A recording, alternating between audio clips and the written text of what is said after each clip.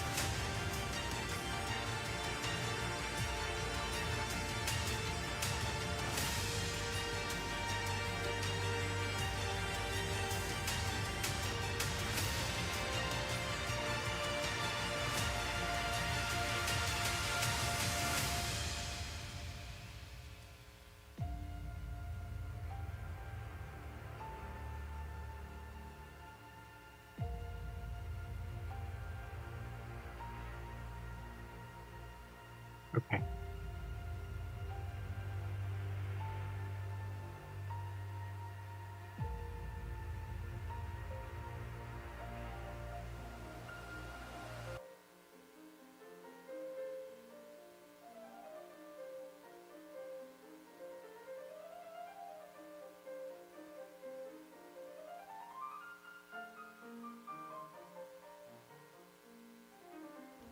And take it, Greg.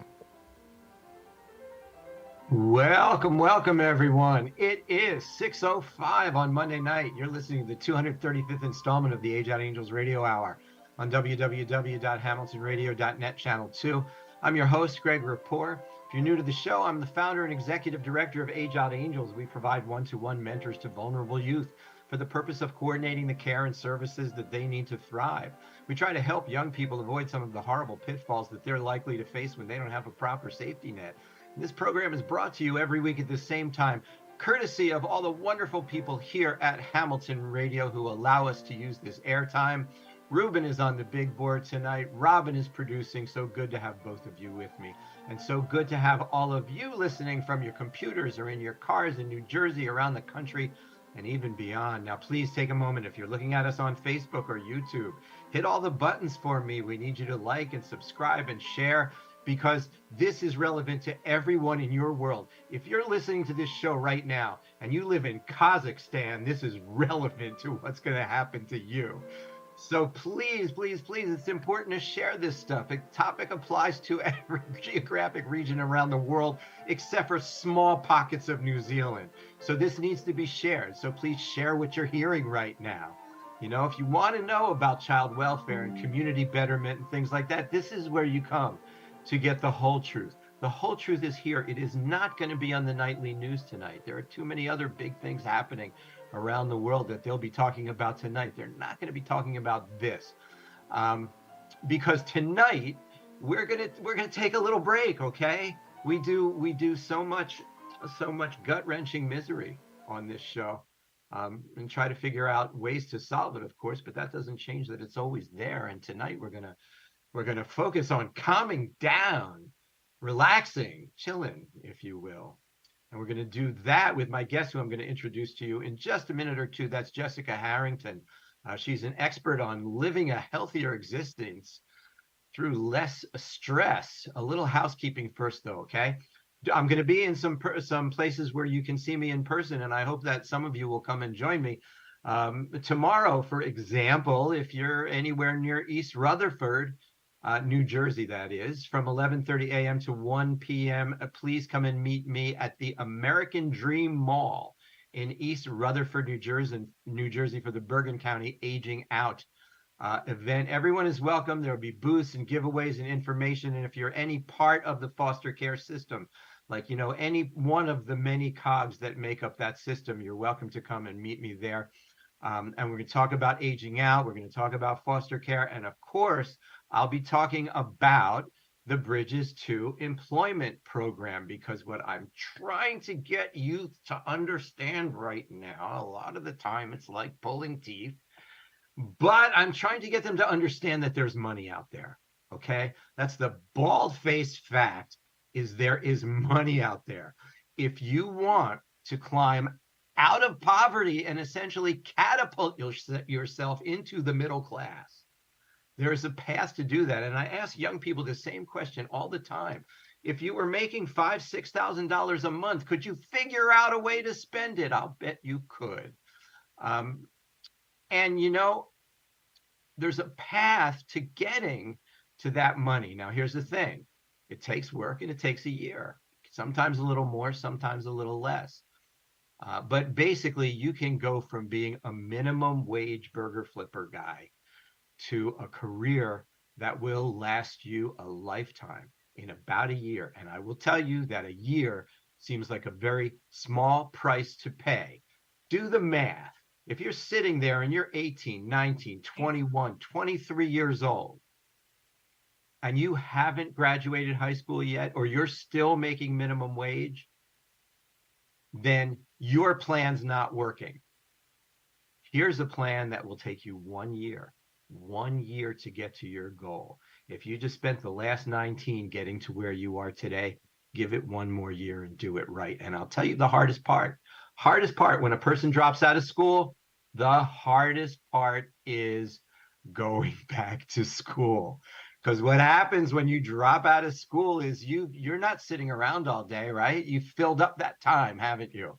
You filled it up with friends, right? Maybe going places. A lot of times, though, people fill that time up with something that's very hard to break, which is what I think of as basic survival interdependency. It's where you're not going to school. Maybe you're working, maybe you're not. You work a little bit sometimes, right? Get a little bit of money, but not full time. So you need a place to crash. You need food to eat.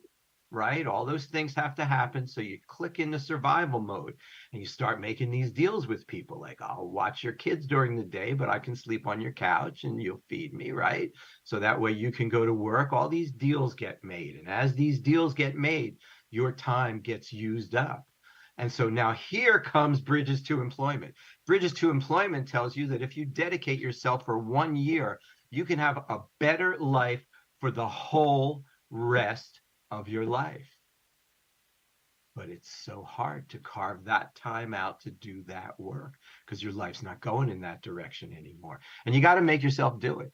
You really do. Nobody else can carve that time out for you. We'll help you all we can. Like, for example, you know what? If you're taking care of a house full of kids or something during the day, we'll get you tutoring in the evening after you've cleaned up dinner. Okay? Because that's part of the deal. You can't go to school while you're cooking. You really can't. You can't go to school while you're cleaning up. But you know what? You're free around 6:30, 7:30, maybe 8 o'clock. Fine. We'll teach you then, whenever it works for you. That's our commitment to you. You make that same commitment to yourself. And I'm telling you, a year from now, you'll be in more money than you ever imagined. And that's what this is all about. This is not a trick to keep you in school. It's a trick to get you out of poverty and into the middle class. And I know for that, for certain, the hardest part to do is to come back to school. School, the offer that I'm making you has never been made to anyone before, and it may never be made again. So get in touch with me, Greg at ageoutangels.org. If you have any history in foster care, you qualify. Okay? That's what I'll be talking about tomorrow in East Rutherford, New Jersey at 11:30 in the morning at the American Dream Mall. I've never been there. I hope I find it, or at least I hope I find my way when I'm inside it. Oh, goodness gracious. The American Psychiatric Association published a report about a year ago that says the United States population has experienced an intense range of stressors over the past few years. The COVID-19 pandemic, racial injustice, political divisiveness have dominated news cycles and social media. A new survey that was conducted by the Harris poll, and by the way, this is a report, the report is Stress in America 2022, shows a battered American psyche facing a barrage of external stressors that are mostly out of personal control. The survey found a majority of adults are disheartened by government and political divisiveness, daunted by historic inflation levels, and dismayed by widespread violence. Fortunately, we have someone with us tonight to pull us out of this fiery pit of despair we are apparently all in.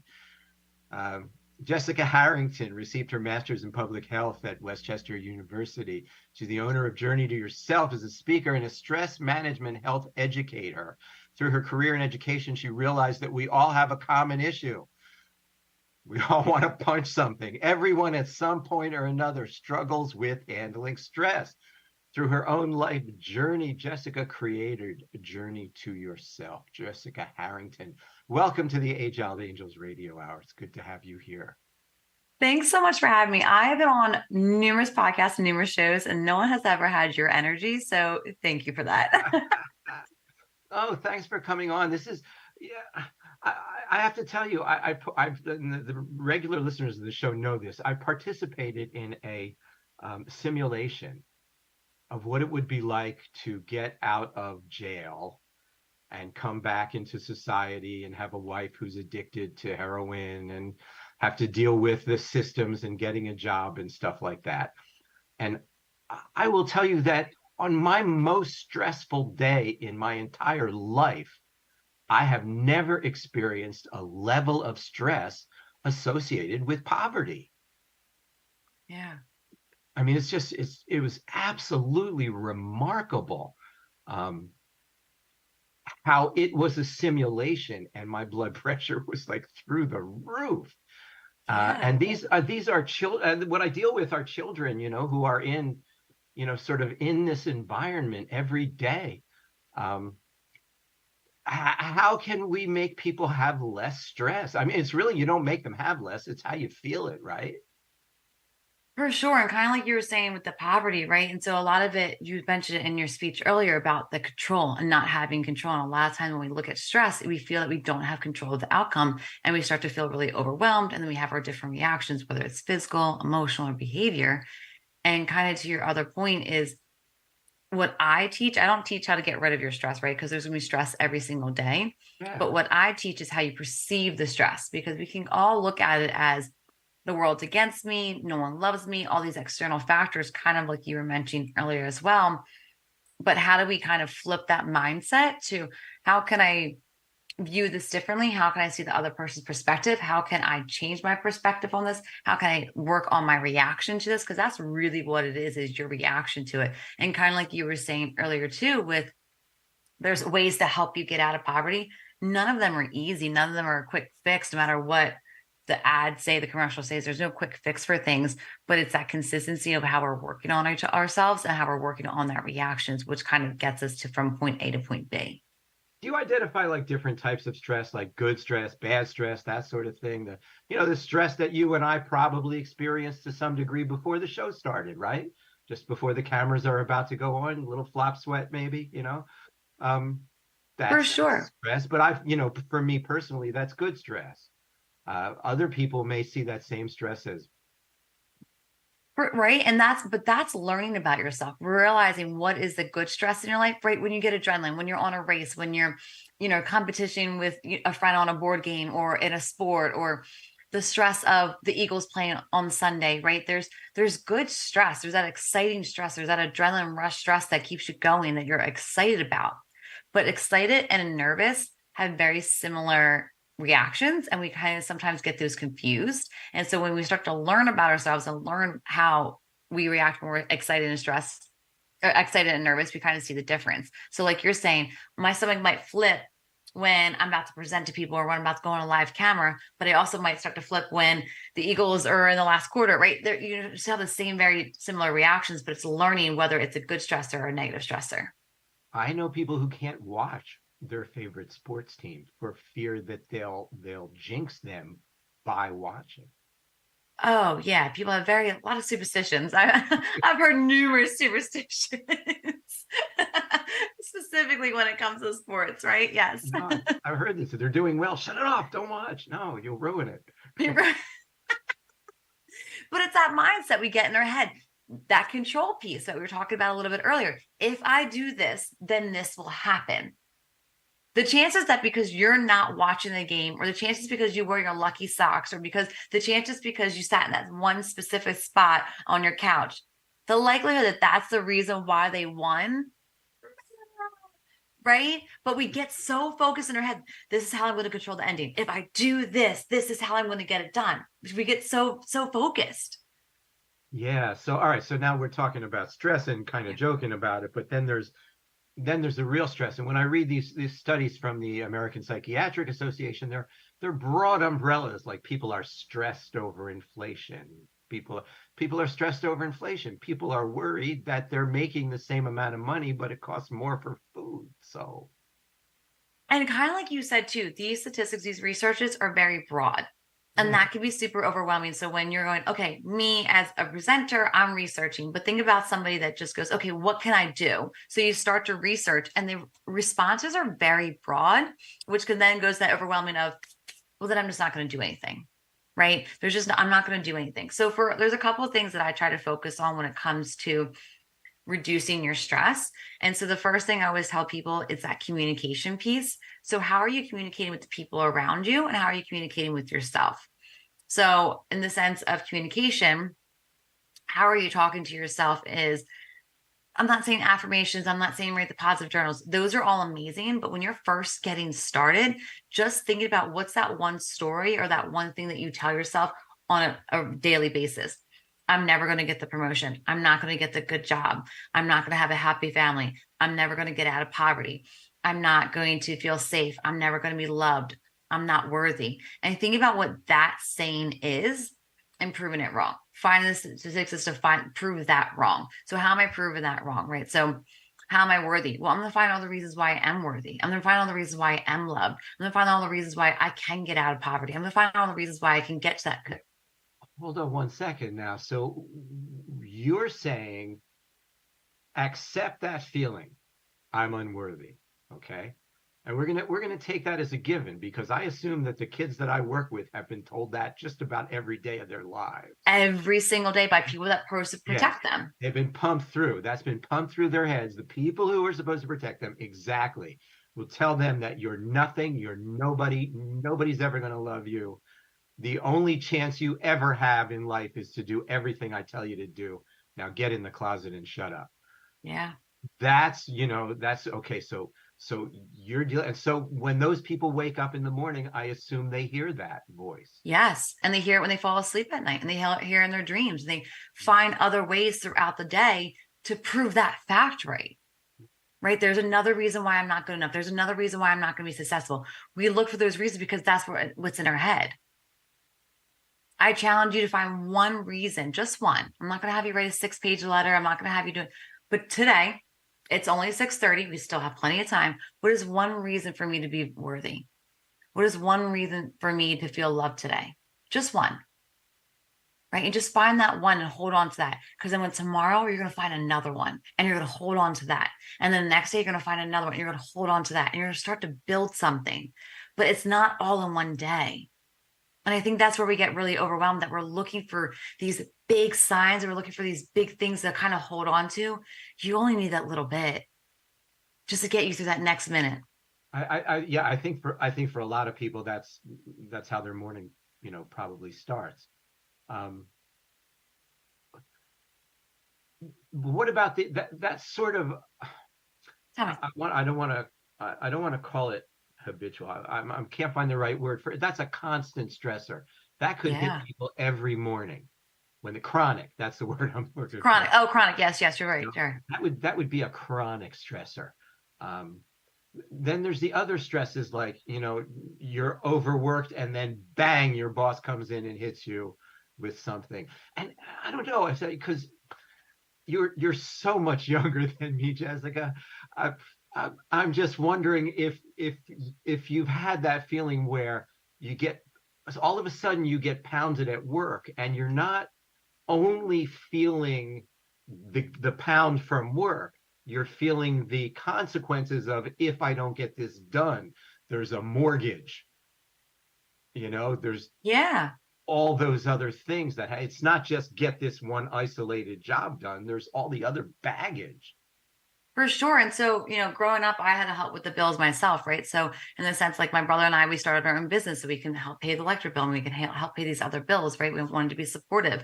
And then, like you said, going on when you have that boss that you're trugging along and you're doing all the things that you think are right. And then he goes, you're not doing anything right. You're not doing the things right. Here's why are the things you're succeeding at. And also here's 10 other pages you have to do in a half an hour, in an hour besides the day ends, right? And so, there's that overwhelming feeling of, I have to get this done so I can pay the bills. I have to get this done so the kids can eat. I have to get this done so there's still lights on. I can shower tonight, right? There's reasons why you kind of force yourself to do that. But then you have to kind of sit back and think about, what is it that you absolutely can do? And it's really just taking those piece by piece, because it's like with me for a second. If I'm looking at this problem and feeling overwhelmed and feeling that I can't see, it's taken that step back and looking at the problem as a whole, like kind of putting it on like on a board and stepping back. Because a lot of times we push ourselves into it and we get so lost in all the different things and we're not really seeing the whole big picture. So we step back, we kind of build, okay, what's the one thing I can do right now? Okay, I have an hour. What is the big thing I can do right now? Who can I delegate to? Who can I ask for help? Right? And you start to build small pieces to get the project done. And then you can feel yourself kind of, because you're taking that weight off. It's piece by piece. It's not one big shovel. And I think sometimes we feel like we want to just dump it on something to get it all off our chest, but we have to kind of peel our way out and peel it into like little sections. Yeah, it's sort of a surgical approach to to sort of unpacking. You got to get past the emotion first. Well, and with emotion, a lot of times we kind of look at ourselves going, well, I either should be grateful because I have a job, or I can't be upset. I'm not allowed to cry. I'm not allowed to be mad. And we kind of stuff these other emotions down, and we don't allow ourselves to feel those things. You're allowed to be frustrated. You're allowed to be angry. You're allowed to be sad. And a lot of times we feel that we're not allowed to have these emotions, whether it was our upbringing, maybe it's our manager, maybe it's whatever, the social media, that we have to be happy. We just have to be grateful for just a little bit that we're given. But you're allowed to be frustrated that your boss, an hour before you're about to leave, just dumps stuff on you. You're allowed to be frustrated that you have to pay your mortgage tonight. You're allowed to be frustrated. So when you're talking about accepting those feelings, it's going, okay, I acknowledge them. I see that I'm frustrated. I see that I'm annoyed. Well, now what? Yeah. But while your adrenaline's up, I'm just saying, to get to that place, it takes time. To get to that place when the stress hits you, I mean, come on, you're having a physiological reaction to it. For sure. And that's the thing too, like the one thing, if there's anything that you're going to take from today, this is it. It takes time. All of this is consistency. You're not going to leave here today and be like, okay, I'm going to get frustrated later on and I'm just going to pound through it. I'm going to work through it and accept it. It's not realistic. Yeah. Again, there's not that quick pill. This is practice and practice. So today, when you get frustrated, you take a step back. Okay. Maybe that it took me a half an hour to come down. Okay. That's fine. Tomorrow, maybe it's 28 minutes it takes me to come down. But again, it's that consistency piece and digging it piece by piece. If there's anything I want you to take today, whatever tool you want, it's remembering that this is not an overnight quick fix. These are just learning about yourself on a daily basis. And somehow jogging your memory to start to rewire. Yes. Right. Go ahead. Sorry, go ahead. No, go ahead. Just somehow to get yourself to start to go to that place where you can deal with it. And the first step is just that acknowledgement. I acknowledge I'm really angry right now. I acknowledge that I feel sad because I can't pay the bills. I acknowledge that I'm feeling overwhelmed. I acknowledge I feel all of these at once. Yeah. That's the first step. Yeah. It's seeing it, because sometimes we don't see that we're angry or frustrated and we're already at the screaming, the yelling, the throwing point, right? Or the isolation point. Yeah. So it's just acknowledging. Start there. Murphy's Law clearly states that when you're late for work, you're going to break a heel. That just goes with the territory, pretty much, So what got you started in this now? What took you down this path? Yeah, of course. So my career started in the drug and alcohol field. So I was working with men at a local rehab, helping them reduce their sentence from jail, coming into the rehab. I did it for a couple of years and absolutely loved it. Never a boring day, as you can imagine. But I wanted to be on the prevention side of things. I feel there's not enough education out there on the prevention side of things and like the healthcare and the mental health side of things. And so I went back to school, got my master's in public health. And that's really where I learned about being an entrepreneur, starting your own program. And that's what I do now. And so what did you study originally? My undergrad is in human services, focused on drug and alcohol. Was there a particular reason that drove you towards drug and alcohol? I did grow up in a drug and alcohol home. You did? I did, yes. So when we talk about the people that I represent, you know what I'm talking about. I sure do. Yeah. So you went there, and so you just sort of traded sides of the coin to some degree to be more on the prevention side. So now, what is it that you offer to people who contract you? Yeah, of course. So I work with individuals on a one-to-one basis where it's very much what we were just talking about now, but to the point where it makes sense in their life. Because like you were talking about earlier, the information is very broad, but for me to kind of go, okay, Greg, what makes the most sense for you? If you're a morning person, you're a night person, kind of like you were talking about this people's schedules earlier, what makes for the most sense for you today? Because me saying, okay, just get up early and go do this, it's not realistic for everybody. So finding what makes the most sense in your schedule and learning how to, you said, like rehab those habits that you have now.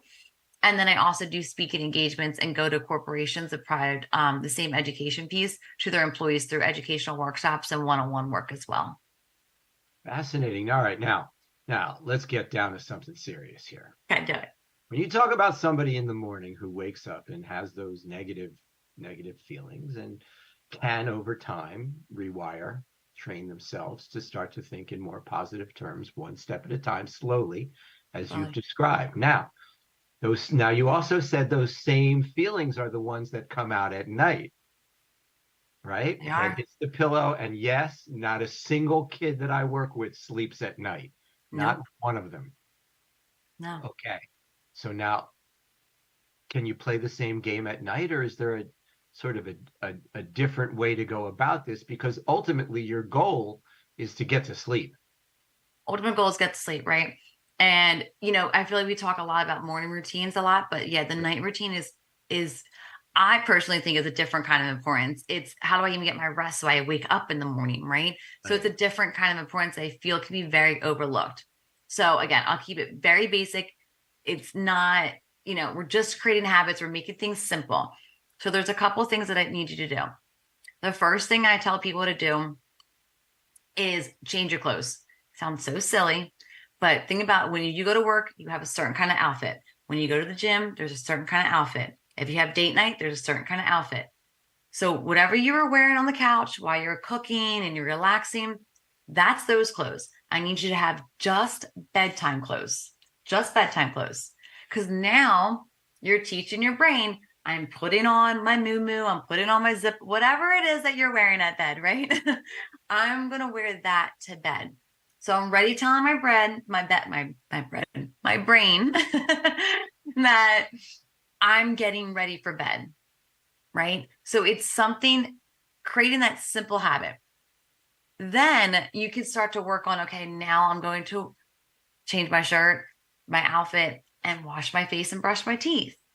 You work on that. What you're doing is starting to tell yourself that you're getting ready for bed. So then you're kind of creating that habit. Now, while you're laying in bed and you're kind of going, okay, great, I have my jammies on. Why is this not working? My teeth are brushed. I did everything she told me. I did everything, right? You're going, great job, Jess. What do you want me to do now? Now, while you're actually laying in bed, if you need that TV, if you need that sound, that's fine. I'm not going to take that away from you right away, right? Stick with me. But finding that, I won't do that to you, I promise. Finding something that is calm, right? So finding that thing that does bring you peace. And when I say that, I mean, even if it's your phone, right? There's so many free apps that offer what's called adult bedtime stories or children bedtime stories. And it's talking. So you still have the talking, but you're laying in the field of grass and they're using the words lavender, they're using the words water, they're using all these common words. So you still have something playing, but it's not Law and Order. It's not the action-packed movie. It's not that adrenaline rush thing that's going on, but it's also not that sweet, innocent movie that might bring up some memories or bring up some pain for you either. Right. So it's a different kind of noise and it's a different kind of thing that's going on. God, you're gonna say something. No. I'm just thinking of how things trigger other things. Right. And they do. And that's why I'm saying I wouldn't take the sound and noise away because you want that because the peace and quiet might trigger something. But also the Law and Order and the action-packed movies are going to trigger things. The Disney movie that might make you think about your childhood might make you sad because you're missing things, right? So thinking about those different triggers. So finding things like that might not trigger that, right? Yeah. And if that's not your jam, I got one more. Again, these are all just beginner stages because we're just starting habits. We're not gonna dive deep. We're just creating habits right now. Yeah. The other thing you can do is while you're sitting there, again, accepting it's hard to fall asleep right now. That's okay. I'm allowed to struggle falling asleep. So remember, accepting where you're at. That's nothing wrong with where you're at. And then again, finding that one thing. What was the one way I was loved today? What was the one way I gave love today? What was the one way and you kind of just have those different conversations. But again, it's just one thing. I don't need you to make a list of 6 things. I don't need you to write a page out. You're just having a positive conversation with yourself. Absolutely. That is a different approach to the evening hour. Yeah. That's kind of neat. So ultimately, do you have to give up the sound? I think it depends what it does for you. Again, if it's I don't recommend the social media for the TV for all those things, right? Because that's going to kick you down that rabbit hole. But again, I don't want you to go cold turkey or rip the Band-Aid off right now. I want you to build that habit because, like we keep saying, life's going to happen. Yeah. Life is going to get hard. Life's going to get easy. Life's going to get hard again. That's how life works. So when you're creating these small habits of just changing your clothes and finding the podcast that makes the noise or saying these positive things at night, that's going to be your fallback foundation. Just like that person that goes to the gym every single day and then life happens, they get stressed out, their work changes, whatever, and they stop going.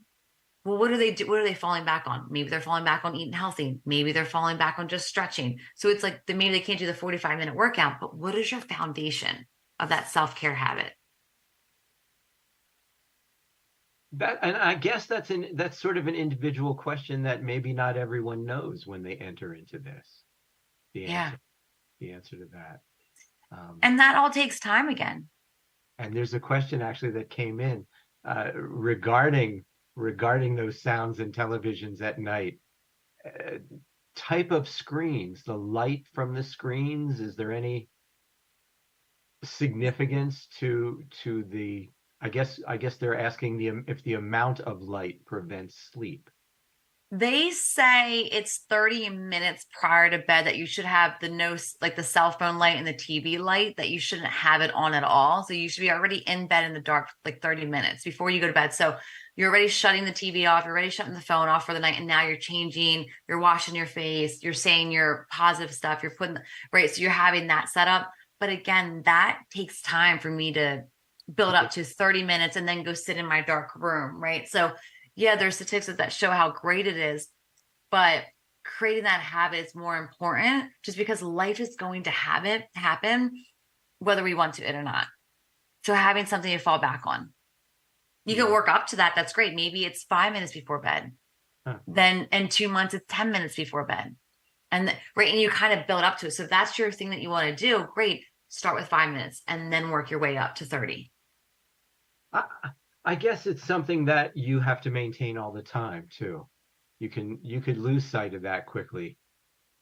Which is why you build that foundation of habits, right? That's why you build the foundation, because maybe next week when life is really hard, 30 minutes is too much, but I can do 10 minutes without the light, right? So it's still doing the habit, but maybe it's not too as extreme, but you still have that small habit to fall on. Because it's just as important, because remember, it's consistency over anything. It's a little bit by little bit. Yeah. You said something actually that made me think of a lot of the elderly people I know. I live in 2 over 55 communities. And what I see, a lot are women who suddenly don't have husbands after like 50 years, because we're all living longer now than we used to. So some of these people got married when it was cool to do that out of high school. Yeah. And now they're 90 and suddenly one is gone. And what you said that made me think about it was, how was I loved today? Right?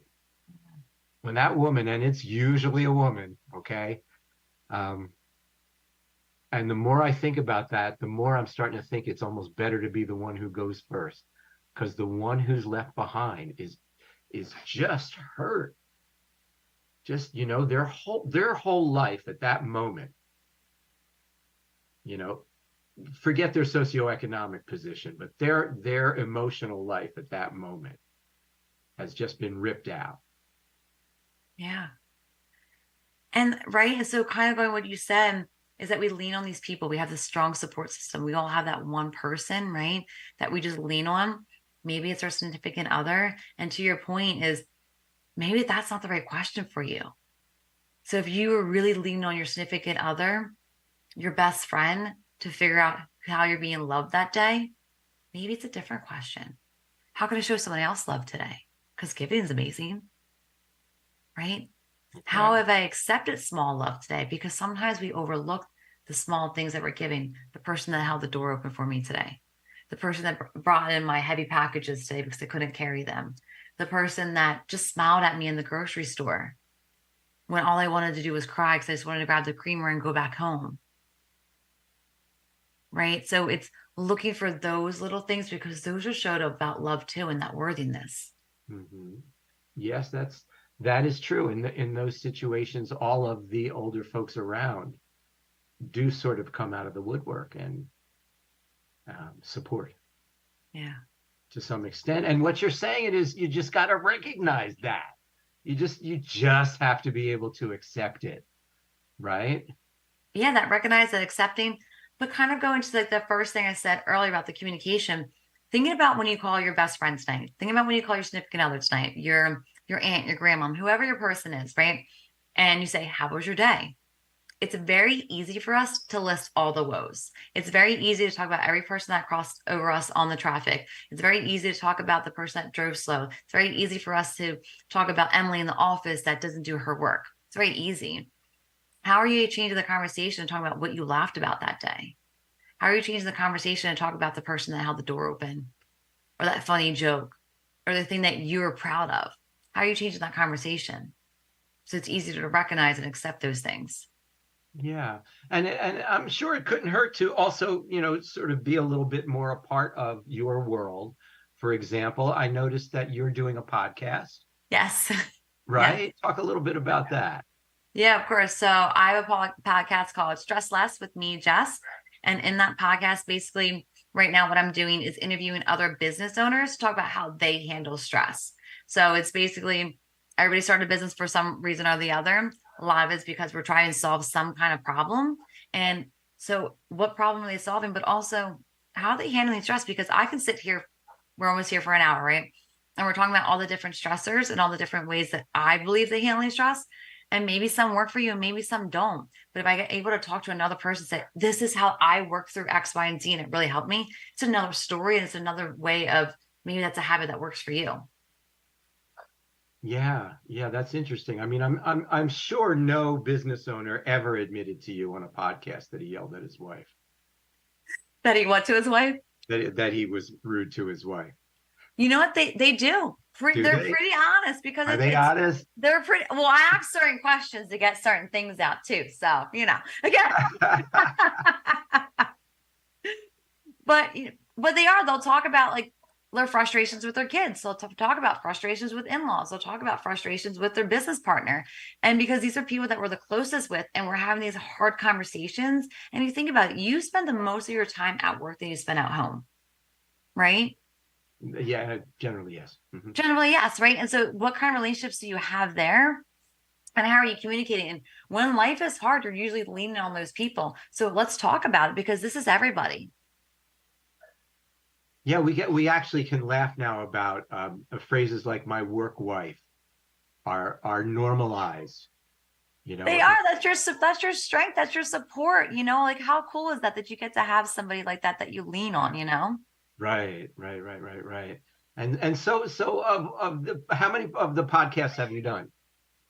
This is my third year, and I launch every Tuesday. So okay, all right. There's a good chunk out there. Cheers.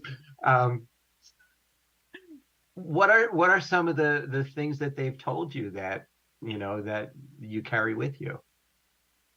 Oh, I think what I hear the most from like the business owners is when they started to really believe in themselves and they really started to ask for help. I think the biggest thing I hear is they struggled the most when they didn't take accountability for their own actions, but also in that awareness, right? But I think also in the sense of just asking for help. I think sometimes when we're beaten down so much mentally and physically, and when we're trying to build up us to that next level, we're scared to ask for help because we're going to get shut down. We're going to tell that we're a loser. We're telling that we're dumb and everything like that. But when we start to ask for help and don't take no as an answer, maybe Greg says no, but Jess says yes. And maybe Jess says no, but Greg says yes. Right. And just asking for help and being aware of what kind of support that you need, I think is really huge.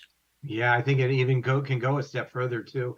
People who don't ask for help when they become managers are not always that easy to delegate. Yes. That delegation is key at the home life, at work, right? Delegation, You can't do it all. There's nothing wrong with not being able to do it all. I know my craft, and it's not everything, right? There's nothing wrong with that. There's leaders for a reason, and there's employees for a reason. There's different levels of things for a reason. I worked a lot in the restaurant industry because I had to pay for college, right? And the restaurant wouldn't be a restaurant without the host. The restaurant wouldn't be a restaurant without the bus or the valet, right. So they might be smaller things to you, in the sense of a grand scheme of things, but we all need to work together. I don't care if you're the janitor coming in to clean the windows and the floors, but we need everybody. So everybody has a job for a reason. Yeah, and I think if you don't delegate, you got a real opportunity for stress build up there. And you don't have growth. Yeah.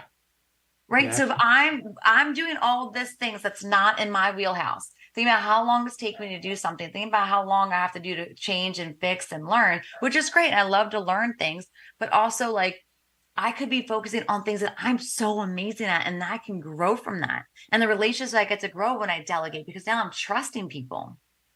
And getting ideas from other people. The whole operation has a chance to be better with more input in that way. And the alternative to that is just creating mountains and mountains of stress. Exactly. And that's your own part. That's your accountability. No one's forcing that kind of stuff on you. Okay, when you keep taking. All right. So let's take that employee to the next level. Some people say, I love the stress. I feed on the stress. Man, I eat the stress. I had stress for lunch. So what's the deal? So there's a couple of things, They're all going to die young. Yeah.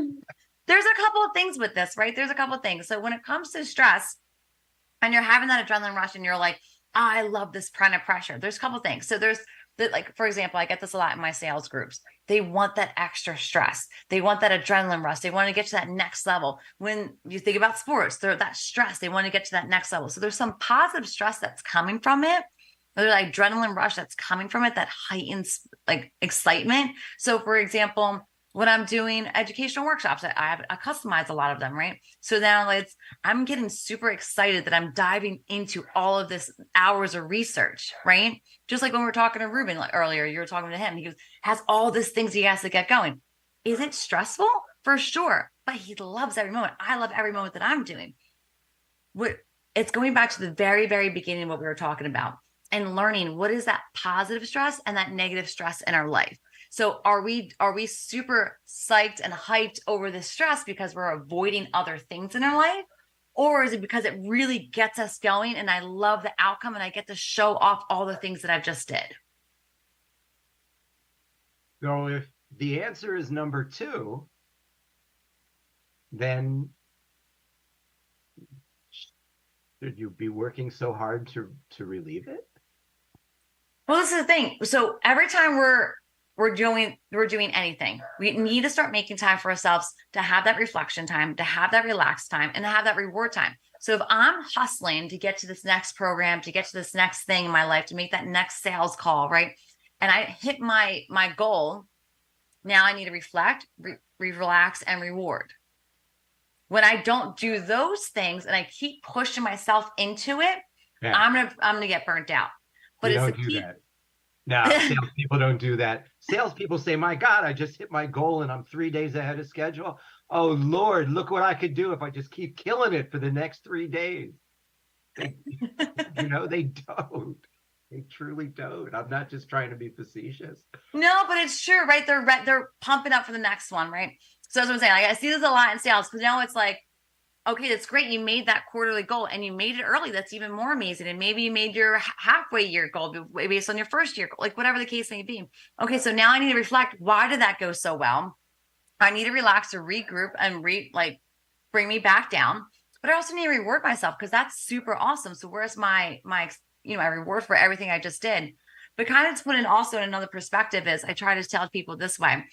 It's very much you go on a roller coaster. You go the ups and downs, you get so excited, you're flipping, flopping, it's awesome. But if I just got on from one roller coaster to the next, I had the express lane and I just went boom, boom, boom, boom, boom. I'm just all like this the entire time. But I have to get off the roller coaster once to settle my stomach, to maybe eat, to relax, to regroup, to hang out with my family. But as I get off, I might still be feeling some of those like belly flops, right? Because I'm just coming down. but you have to give yourself time to come back down, to enjoy, to talk about that roller coaster. Oh my God, what was my favorite one? Let's really hype over things, right? So you have to come off it to kind of process everything as well. Yeah. Boy, it seems, I hope that when people get in touch with you, they sort of stay in touch, because it seems like this is the kind of thing that you got to keep sort of refreshing over time. You do. Because So life changes. how can people do that? How can they get in touch with you? Yeah, of course. You can always go to my website. It has all my personal contact, my personal email. It has my podcast, any events that I'm doing, or just how to work with me in general, whether it's my coaching or coming into your corporate event or your employee working with your employees. It's journeytoyourself.net. Journeytoyourself.net. I mean, I could see a huge corporate application to this, having grown up in them. It just seems so appropriate. Yeah, in a corporation, you walk into a cubicle, you hate it right at that moment, even if you like what you're doing. Even if you like what you're doing, your environment is just horrible. Yeah, for sure. So journeytoyourself.net. Correct. That's how people get in touch with Jessica Harrington. Jessica, hang around for just a minute while I do a few final thoughts for everyone tonight, because sadly, you and I are out of time tonight. I want to tell some people about, there's an organization called Umbrella, not Umbrella, Umbrella, okay? It's M-E-M as in embrace, get it? See how they did that? Umbrella.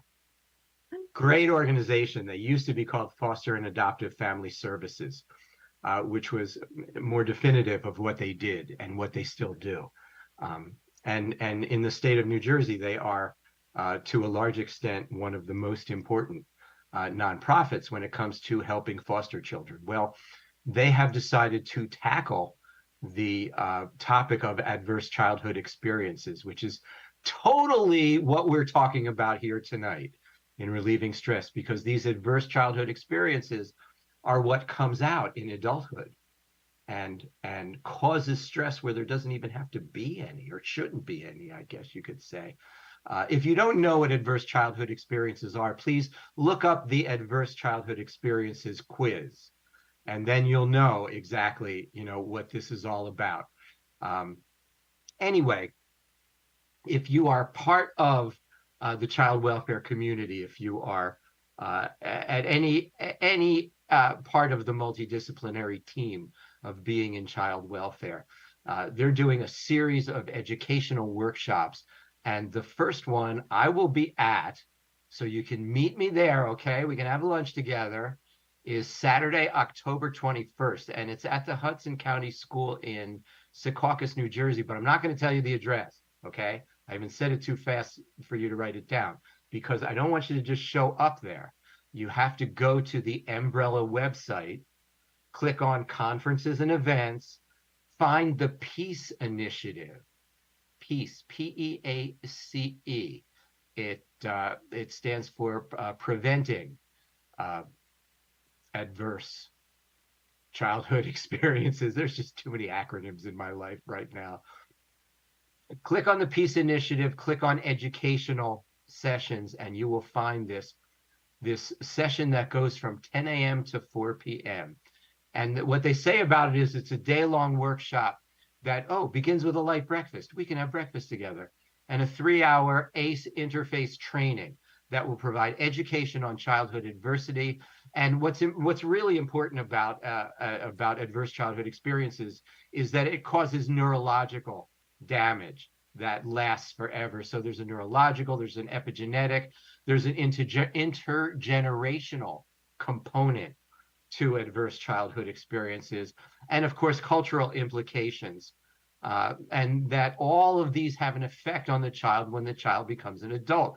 Participants will break for lunch. My God, we'll be eating together all day before beginning the 2-hour Be the Change workshop. And here's the part of this that's cool. You can take this information, this Be the Change workbook, is to tell you how to become a change maker in your community. So wherever you are, if you can get to this workshop in Secaucus, New Jersey, you'll be able to take that information back to your community and spread it out, because this is very, very important. Poverty, as we know, is probably the root cause of probably at least 60% of children who are removed from homes. Adverse childhood experiences is the whole rest of it. And so whatever we can do to mitigate that is going to have a huge difference on generations and generations. And by the way, if you're a licensed caregiver, you can get up to 5 credit hours of training for this to go towards that. That's important. So if you want to know more about that, you can go to the Umbrella website, click on conferences and events, or just ask me, Greg at age.angels.org, or private message me on Facebook. There's a million ways to get in touch with me. And I would love to see you there, because this is a message we really have to spread. Okay. The other thing is, we had sort of a month off at the end of the summer. We didn't get to talk about all the things that are happening around the world. And so I come back and the whole world's gone to hell. There, wars in like all these different places, all this unrest and divisiveness, and everybody's busy thinking it's okay now to shoot each other if they ring your doorbell and you don't know who they are. Craziness, absolute craziness going on in the world. And here's what I want to tell you, because while I was away, someone asked me a question. They said, what happened years and years ago that feels like it was yesterday?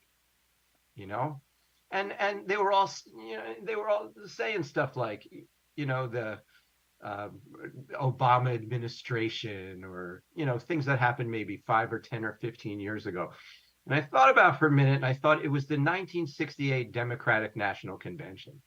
That's what it was. And the reason that it feels like it was yesterday is because the world was just as effed up then as it is today. There was no damn difference. I'll tell you what, Republicans and Democrats wanted to kill each other. Nixon was like 3 years away from resigning in disgrace over Watergate. People were bombing draft boards. Okay? Think about the restraint that was showed on January 6th.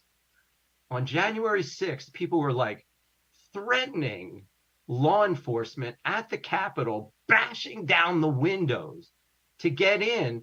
And it was really only one person that I'm aware of who was shot, the female who was a veteran, who was shot trying to enter the Capitol.